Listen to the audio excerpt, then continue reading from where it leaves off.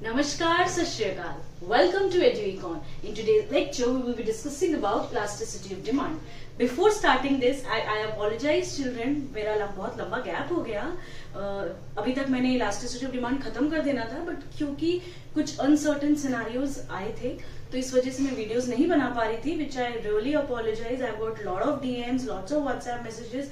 Thank you children, thank you for your love and your patience. I'm back now.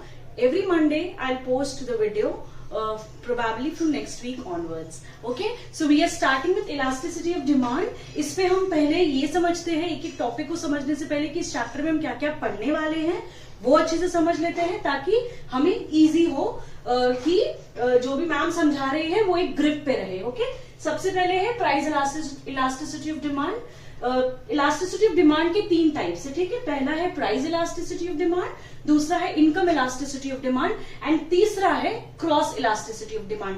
Elasticity of demand का definition क्या होता है वो मैं आपको डिटेल में बताऊंगी. इन तीनों के डेफिनेशन मैं आपको डिटेल में बताऊंगी. पहले समझते हैं इसके बीच में क्या क्या हम पढ़ने वाले हैं, ठीक है. प्राइस इलास्टिसिटी ऑफ डिमांड हम पहले पढ़ेंगे, ठीक है, जिसमें हम 3 से 4 चीजें, 3 से 4 पॉइंट्स है वो हम कवर अप करेंगे. जैसे कि classification of price elasticity of demand. Classification of price elasticity of demand जो है बच्चे वो पांच टाइप्स है, इसमें 5 डिग्रीज है, वो हम कवर करेंगे. जैसे perfectly inelastic, perfectly elastic, unitary elastic, elastic और इनइलास्टिक. ये सारे डिमांड्स हम पढ़ेंगे. फिर हम पढ़ेंगे methods of measurement of price elasticity of demand. क्या क्या मेथड्स है, जैसे परसेंटेज प्रोपोर्शनेट मेथड है, पॉइंट मेथड, ज्योमेट्रिक मेथड बोलते हैं, point geometric method, not sorry point method बोल रही हूँ, ज्योमेट्रिक मेथड हम पढ़ेंगे, ठीक है. हम पढ़ेंगे total expenditure method and also हम पढ़ेंगे परसेंटेज और प्रोपोर्शनेट मेथड. सबसे इंपॉर्टेंट है percentage and proportionate method, okay, जो आपके एग्जाम पॉइंट ऑफ व्यू में भी इंपॉर्टेंट है एंड उसमें न्यूमेरिकल्स भी आएगा, तो बहुत डिटेल में पढ़ेंगे. पहले हम उसका मीनिंग पढ़ेंगे, फिर उसके कुछ न्यूमेरिकल्स भी सॉल्व करेंगे. फिर लास्टली हम पढ़ेंगे factors affecting price elasticity of demand. क्या क्या फैक्टर्स है जो इफेक्ट कर रहा है प्राइस इलास्टिसिटी ऑफ डिमांड में. दूसरा पार्ट हम पढ़ेंगे इनकम इलास्टिसिटी ऑफ डिमांड. ये इंपॉर्टेंट है बट नॉट दैट इंपॉर्टेंट. इसमें सिर्फ हम मीनिंग और उसके टाइप्स पढ़ेंगे. Similarly cross elasticity of demand है, इसमें भी हम मीनिंग्स एंड टाइप्स पढ़ेंगे. अब हम आगे चलते हैं. पहले समझेंगे इलास्टिसिटी ऑफ डिमांड क्या होता है, फिर हम समझेंगे प्राइस इलास्टिसिटी ऑफ डिमांड क्या होता है. ओके, इलास्टिसिटी ऑफ डिमांड को समझने से पहले हम ये थोड़ा सा रिकॉल कर लेते हैं. डिमांड में हमने क्या पढ़ा था, प्राइस बढ़ता है तो डिमांड घटता है और प्राइस घटता है तो डिमांड बढ़ता है, ठीक है. तो हमने क्या पढ़ा था कि इनवर्स रिलेशनशिप होता है, दोनों में ऑपोजिट रिलेशन होता है. प्राइस के बढ़ने से डिमांड घट रहा है, प्राइस के घटने से डिमांड बढ़ रहा है, ठीक है. बट इलास्टिसिटी ऑफ डिमांड हमें क्या बताता है, ये बताता है कि कितना क्वांटिटेटिव चेंज हो रहा है, ठीक है. वहां पे हमें मैग्नीट्यूड ऑफ चेंज नहीं बता रहा है कि कितना अप्रोक्सीमेटली हो रहा है, क्या परसेंटेज में चेंजेस आ रहा है ना. तो let's take an example of a rubber band, ठीक है. रबर बैंड क्या होता है बच्चे, रबर बैंड इलास्टिक होता है. अब ये रबर बैंड कितना स्ट्रेच करेगा, ये इतना ही स्ट्रेच करेगा, इसका एट मैक्स कैपेसिटी इतना ही है, और ये रबर बैंड का क्या है, स्ट्रेचिंग कैपेसिटी इतना है, ठीक है.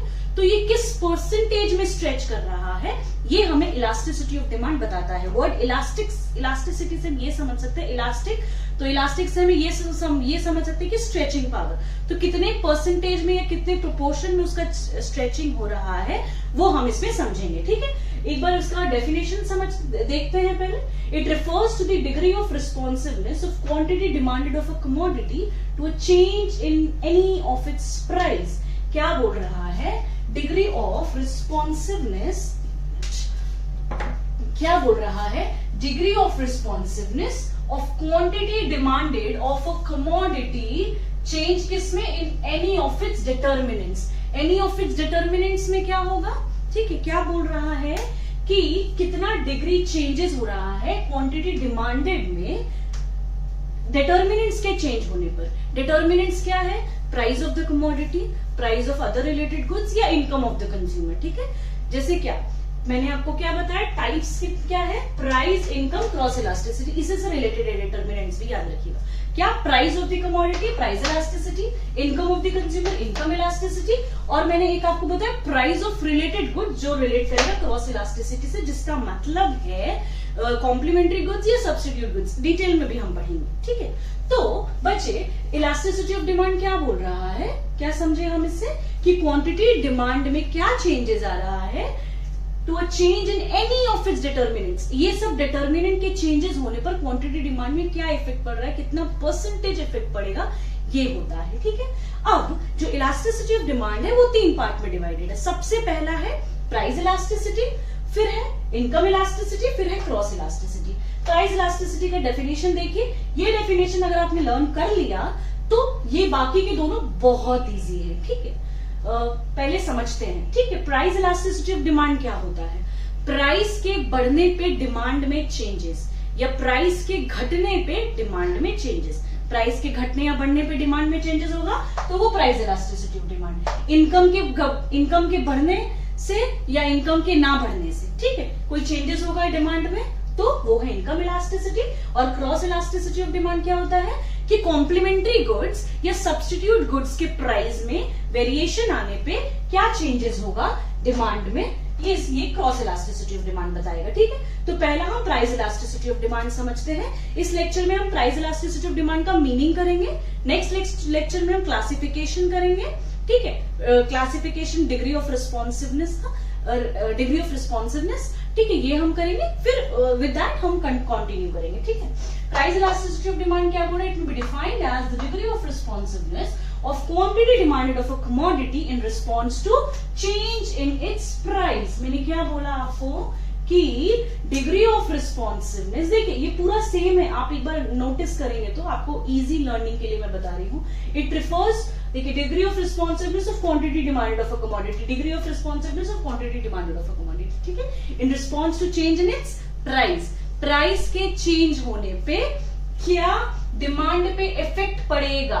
प्राइस के, I am repeating again, price के चेंज होने से क्या डिमांड पे इफेक्ट पड़ेगा, वो होता है प्राइस इलास्टिसिटी ऑफ डिमांड। ठीक बच्चे, प्राइस इलास्टिसिटी ऑफ डिमांड का फॉर्मूला क्या होता है? Percentage change in quantity demanded by percentage change in price. Price के चेंज होने पे कितना क्वांटिटी डिमांड में चेंजेस आ रहा है उसको elasticity of price elasticity of demand कहते हैं। ठीक है, लेट्स टेक एन एग्जांपल। अगर 80 रुपीज केजी मैंगो का प्राइस है, ठीक है, 80 रुपीज केजी अगर मैंगो का प्राइस है तो हम 2 kgs ऑफ मैंगोज परचेज कर रहे हैं, मतलब 160 हम एक्सपेंड कर रहे हैं। ठीक है, बट अब प्राइस ऑफ मैंगोज 100 रुपीज हो गया, पर केजी मैंगो का प्राइस 100 रुपया हो गया, तो अब हम 2 kgs नहीं खर्च कर पाएंगे। अगर हम 2 kgs लेते हैं तो मुझे 200 रुपीज स्पेंड करना होगा, तो हम क्या करेंगे, अब हम सिर्फ 1.5 किलो ही परचेज करेंगे। ठीक है, तो अब मुझे 150 रुपीज खर्च करना, मैं 150 रुपीज खर्च कर रही हूँ और मुझे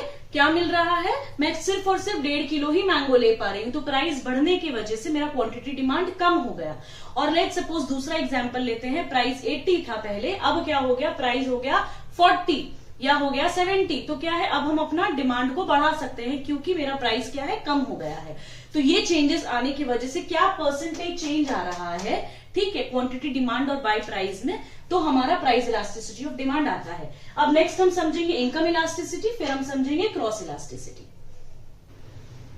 अब हम पढ़ेंगे income elasticity of demand. Income elasticity क्या होता है बच्चे? सब चीज सेम है, केवल इसमें इनकम के बढ़ने या घटने से डिमांड में कैसा चेंज आ रहा है, क्या रिस्पॉन्स कर रहा है डिमांड, ये बताता है। ठीक है, it may be defined as the degree of responsiveness of quantity demanded of a commodity to a change in income of the consumer. Consumer के इनकम के बढ़ने या घटने से क्वांटिटी डिमांड में इफेक्ट कैसा आ रहा है, कैसा response quantity demand, quantity output दे रहा है, गुड्स दे रहा है।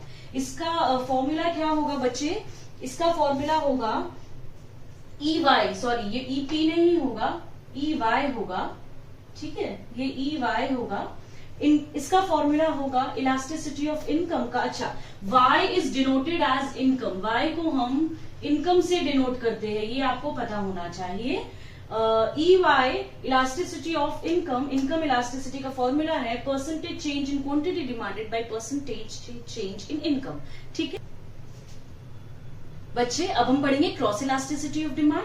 क्रॉस इलास्टिसिटी ऑफ डिमांड क्या होता है? मैंने क्या बताया था, क्वांटिटी डिमांड में चेंजेस आता है प्राइस ऑफ रिलेटेड गुड्स के चेंजेस पर। ठीक है, क्वांटिटी डिमांड कैसे रिस्पॉन्स करेगा? प्राइस ऑफ रिलेटेड गुड्स के चेंजेस। रिलेटेड गुड्स क्या होता है? कॉम्प्लीमेंट्री गुड्स या सब्स्टिट्यूट गुड्स। कॉम्प्लीमेंट्री गुड्स या सब्स्टिट्यूट गुड्स के प्राइस में चेंज होने से क्वांटिटी डिमांड में क्या इफेक्ट पड़ रहा है?